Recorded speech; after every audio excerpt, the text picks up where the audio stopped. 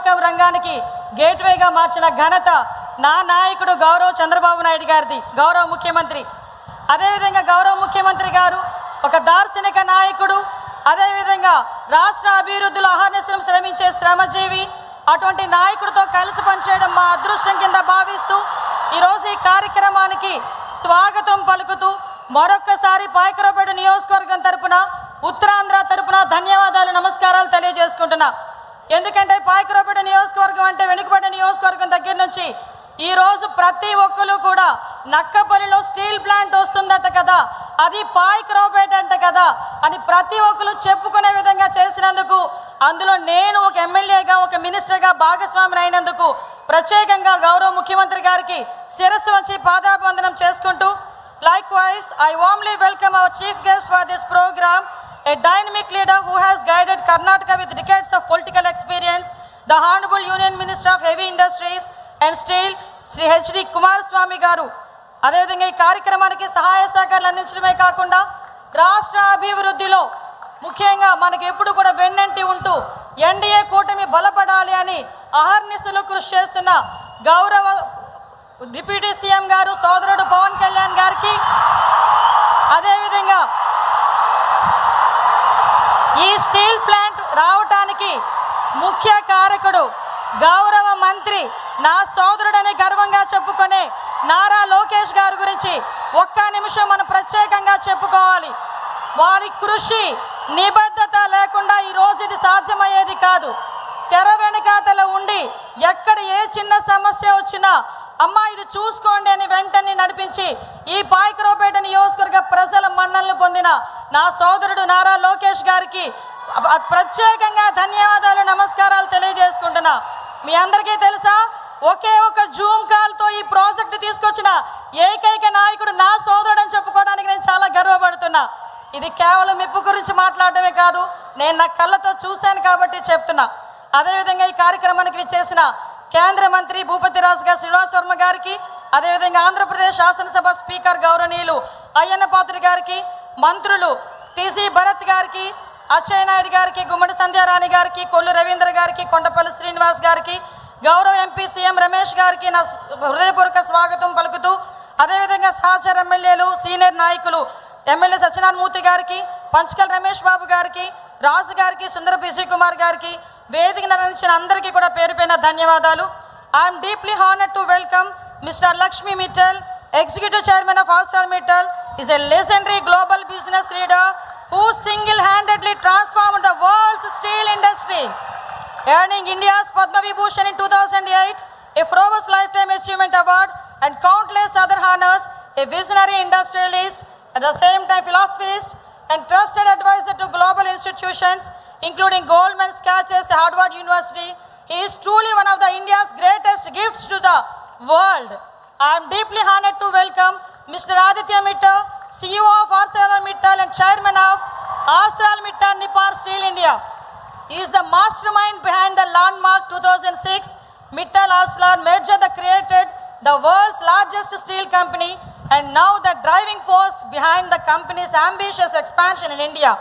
A passionate advocate for workship safety and the committed philanthropist focused on child health and child nutrition across India and the world.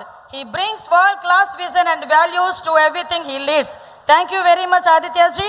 At the same time, we heartily welcome Mr. Tadashi Imam and heartily welcome to Mr. Takhiro Mori.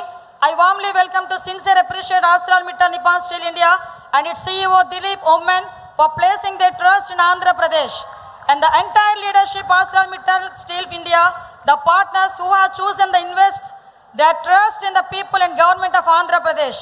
అదేవిధంగా ఈ కార్యక్రమానికి విచ్చేసిన అతిరథ మహారథులందరికీ కూడా పేరు పేరున స్వాగతం పలుకుతూ మరోసారి రైతన్నలకు హృదయపూర్వక ధన్యవాదాలు తెలియజేసుకుంటూ, ఇక్కడ మీ అందరికీ కూడా ఒక విషయం చెప్పాలి.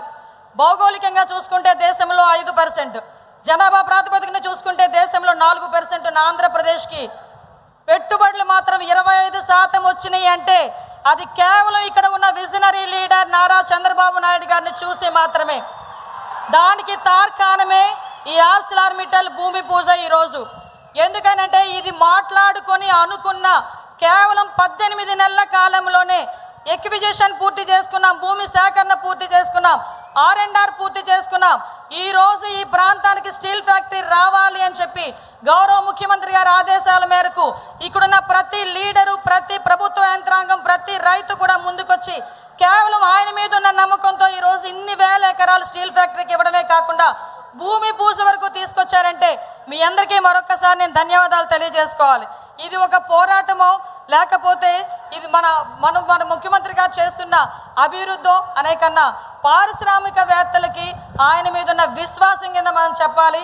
పరిశ్రమల్ని స్వాగతిస్తూ సహాయ సహకారాలు అందించడమే కాకుండా ఈ ప్రజలు సహాయ సహకారాలు అందించడంలో ఈ ప్రజలు రైతన్నులు కూడా ఎప్పుడు ముందుంటారన్న సంగతి ఈ సందర్భంగా తెలియజేసుకుంటున్నా. ముఖ్యంగా ఈరోజు మీ అందరికీ తెలియాలి, ఇందాకే చెప్పాను 18 నెలల కాలంలో ఈ కంప్లీట్గా అన్ని కార్యక్రమాలు పూర్తి చేయడానికి చెప్పడానికి స్పీడ్ ఆఫ్ డూయింగ్ బిజినెస్కి ఇది ఒక నిదర్శనంగా చెప్పాలి. మొన్న రీసెంట్గా నేను ఈ కార్యక్రమం గురించి చెప్పేటప్పుడు గౌరవ ముఖ్యమంత్రి గారితో చెప్పాలి, ఇలా స్టీల్ ఫ్యాక్టరీ పాయకరావుపేట నియోజకవర్గంలో నక్కపల్లిలో వస్తుందట అంటే కొంతమంది నాకు ఈమెయిల్స్ పంపించారు, కొంతమంది వాట్సాప్లో మెసేజ్లు పంపించారు, కొంతమంది నాతో డైరెక్ట్గా మాట్లాడారు. అక్క నిజంగా వస్తుందా, మా తలరాతలు మారుతున్నాయా, మా బతుకులు మారుతున్నాయా, మాకు ఇక్కడే ఉద్యోగాలు వస్తాయా, మా తల్లిదండ్రులు వదిలి మేము ఎక్కడికి వెళ్ళక్కర్లేదా అని ఈరోజు చెప్తున్నా. ఈరోజు ఆ కళలకి శ్రీకారం ఈరోజే మనకి భూమికి నాంది పడింది, భూమి పూజ జరిగింది.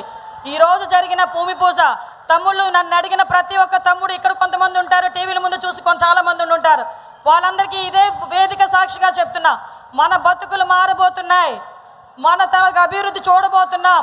మీరు ఎక్కడికి వెళ్ళాల్సిన అవసరం లేదు. ఇంతకు ముందు ఇక్కడి నుంచి వలసలు వెళ్ళే వాళ్ళందరూ కూడా ఎక్కడి నుంచో మన ప్రాంతాలకు వలసలు వచ్చే విధంగా మన నాయకుడు చంద్రబాబు నాయుడు గారు ఈరోజు మనకి ఇక్కడ భూమి పూజ కార్యక్రమాన్ని ఏర్పాటు చేయడం నిజంగా మనందరి అదృష్టం కింద భావించాలి.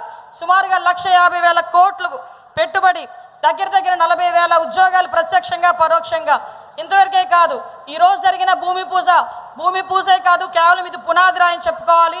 At the same time I thank you Prime Minister Narendra Modi ji, Honorable Union Minister of Heavy Industries and Steel S.D. Kumaraswamy garu, and Honorable Minister of State of Heavy Industries Steel Bhupathira Srinivas Verma garu for timely permit and clearances. This project will contribute significantly to the vision of an Atmanirbhar Bharat. In this context, I would like to make a sincere request to the AMNS management. This steel factory is more than an investment. It is a symbol of the faith and our farmers and local community have placed in this government and his leadership of beloved Honorable Chief Minister. The lands they gave up were not just acres of soil. They were dreams of better life, better livelihoods, and a better future for their children. Please honor their sacrifice. Today we are not just laying the foundation stone for a steel plant, we are laying the foundation for dreams, for livelihoods, for a stronger Andhra Pradesh. ఈ ప్రాజెక్టులో రైతుల ఆశలు ఉన్నాయి, యువత భవిష్యత్తు ఉంది, రాష్ట్ర అభివృద్ధి ఉంది. మనందరం కలిసి కళలు నిజం చేద్దాం. ఇంతటి బృహత్తరమైన అవకాశం ఇచ్చినందుకు గౌరవ ముఖ్యమంత్రి గారికి మరొకసారి ధన్యవాదాలు తెలియజేసుకుంటూ జై ఆంధ్రప్రదేశ్, జై హింద్.